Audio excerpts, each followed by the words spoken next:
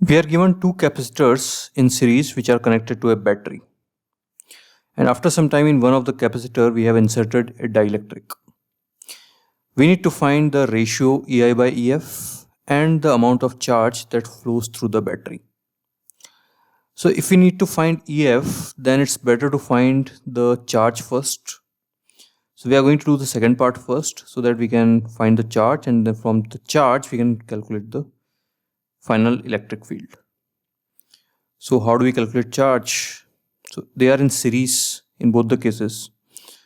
So initially the charge is going to be same on both capacitors, and here also it's going to be same. And charge is C equivalent into E for the system. So C equivalent here is C by 2 because both are in series, and C equivalent here is C into epsilon C divided by C1 plus epsilon times E. This capacitance from C, it becomes epsilon C. Just if you are not aware, when you insert a dielectric with an permittivity epsilon, the capacitance increases by epsilon amount. Why it happens? Because the potential difference decreases by epsilon amount. Why that? Because electric field also decreases by epsilon amount when there is the same charge present.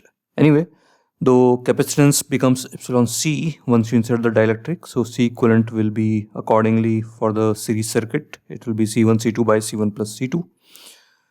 So we have got QF minus QI, which is the answer of the B part. And we have found QF also. So now we can calculate the field.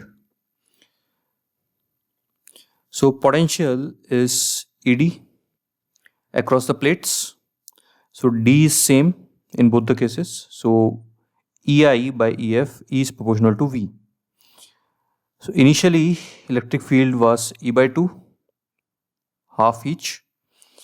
And finally the potential difference is QF by CF. So we have calculated the QF here, and CF we know is epsilon